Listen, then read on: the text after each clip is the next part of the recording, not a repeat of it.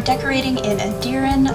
Sorry it's a little choppy. I was trying a different screen recorder. As you all know, I'm having some issues with screen recording in general.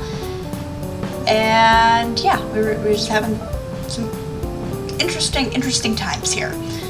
So we're actually decorating in the big marketplace that I did. This is an area that has just a lot of little businesses. In particular, we are decorating what I call the old soup den, which I was inspired by. There's a lot of places, especially in Europe, where they have never-ending soup. Like the soup pot has been in existence for centuries, kind of things. And I thought it was interesting. I mean, I also thought it was kind of gross, but mostly interesting, and I wanted to kind of replicate that here. So that's what the old soup den is. They really only have this giant pot of soup that they serve.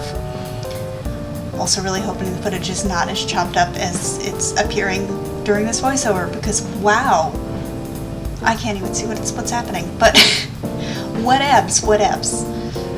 I wanted to be in keeping with the style of all the rest of the rooms as well, because this isn't meant to be like a well-to-do marketplace. This is very much supposed to be rundown / middle class, like not rundown so much that there's dirt and grime everywhere, but it's definitely not the most fancy of places. So yeah, that was pretty much, I mean, there's not really anything in depth or crazy here. I put in a little bathroom. I also put in a little kitchen, even though technically they're not supposed to use it. They're supposed to use that little soup pot, but it's fine. And yeah, that's really all I have to say about it. Like, it's not one of those things where like I put a ton of detail or there's different sections of the place. Like, it's basically a restaurant. I did decide not to put a podium in.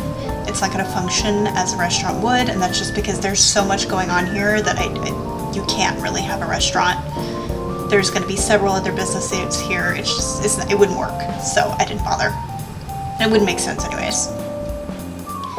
And yeah, after this I'm going to continue watching a react video to bridalplasty, because apparently that's what I'm doing.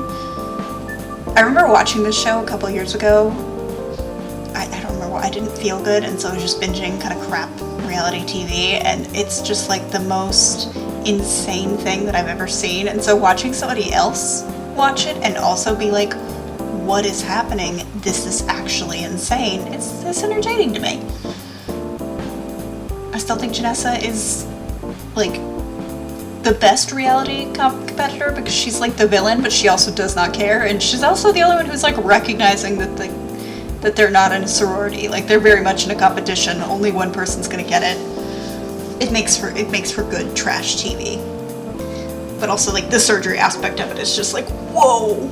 Although I didn't know, since I've been watching the react video, one of the contestants has actually passed away now, and so now it's a little odd to watch. I'm gonna finish it because I'm a completionist, but that was jarring as well. Yeah, I don't have too much to say. I was supposed to go to a book festival tomorrow, and now I'm not going because I looked it up and it said all ages. It just said, you know, book festival and the name of where it is.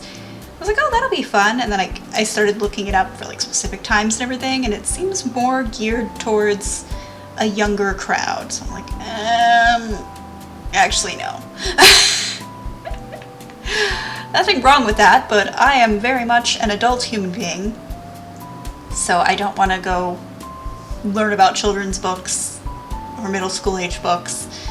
Young adults fine, but like this is very much geared towards children, so no thanks, not going. Which is sad, because I did want to go.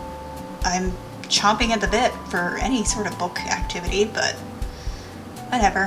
I at least have D&D this month. I mean, I have D&D every week, but I get to go in person because the library is hosting an event.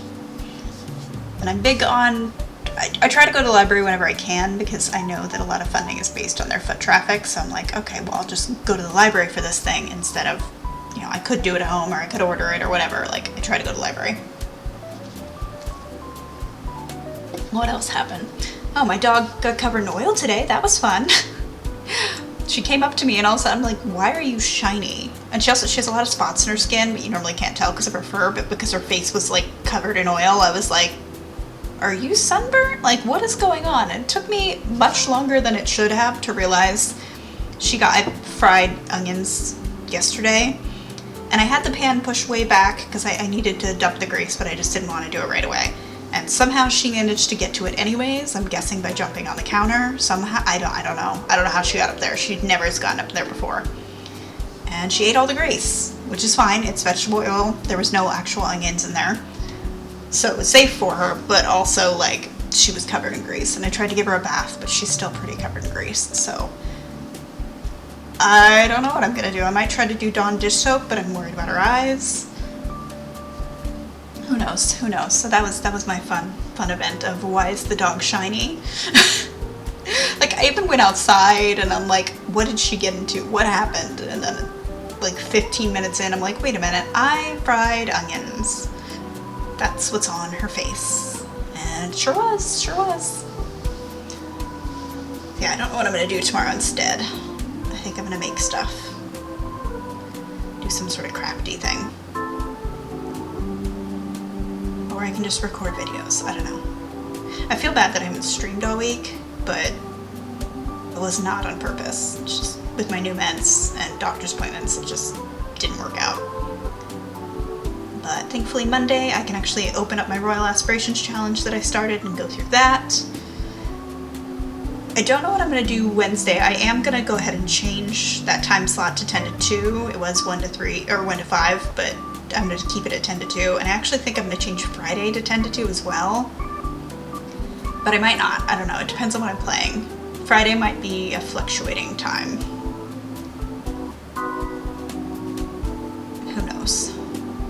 Who knows? I really want to play my Legacy though. Like, this is the second week that I missed it, and it is upsetting. It's upsetting. I guess I could do it Wednesday. I don't know. I'll do it Thursday. I am glad that I started the Medieval Color Legacy Challenge posting that again though. Because I've missed it, I just got so frustrated that it's behaving for the most part, so we'll see. I don't know what else there's so much that I want to do that it's really hard sometimes because I just get overwhelmed. I think when I finish the Oregon Trail Challenge, and I've also done the Build a City portion of it, I don't know, I'm leaning towards the Uberhood again, but like sort of like an ultimate super mega all of the things Uberhood, which would really be inspired by Darkest Dawn, and a couple other people have done it as well, where they just have like every single Maxis sim they can. I'm intrigued by it. I probably wouldn't play it. It would probably be strictly a decorated hood, which I'm fine with. But it could be interesting. I just have so many projects that I want to do. Like, I want to do a Build a City challenge, but in space. Because I think that could be a really fun concept, and there's so much cool, like, sci-fi CC out there. And it would also make sense with, like, you start out with one sim, and then over time build it up, because that one sim is going to be the only person who's awake and is, like, driving the spaceship kind of thing. And then they're able to wake up more people as they get the resources to sustain them. That's what makes sense to me. Although, I mean, it's probably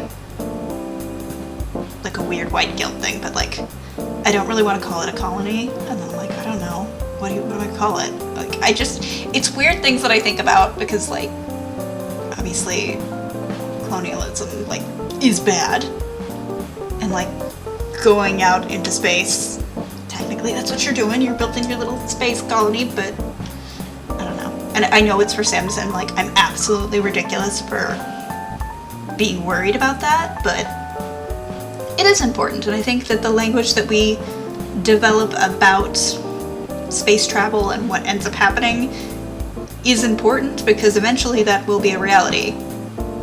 So thinking about it now and shaping that language in a way that's not harmful or repeating mistakes we've already made is important, even if you're just doing it in your little teeny tiny Sims game. So I'm gonna have to do some research. I know a lot of indigenous tribes have spoken up about specifically the language used around that and ways that we could be better. So I might do a little bit of research, because of course I will. This is me, and I like to hyperfixate and research everything. I also want to say Hryndall at some point. Hryndall is literally the neighborhood that I started my channel with, and then because I didn't have the Ultimate Collection when I was building that, and now I do, the neighborhood doesn't show up. But I've read some things about how I could possibly save it. I'm like, well, I'm gonna try that. Because I really want to. Hryndall is meant to be a neighborhood kingdom to Adiran, and so there is a sim there that is a Kenton princess who married the Jarl, and I liked the ideas that I had there. It's also a much smaller neighborhood, so I could still have all of my CC, it's just hopefully will run better than Adiran does. Because I don't get a lot of pink flashing in my smaller neighborhoods. But anyways, we're pretty much done. So thank you guys so much for watching. If you like this video, please give it a like. I really do appreciate it. If you have anything to say about old soup pots, I'm always intrigued. And I will see you guys in the next one.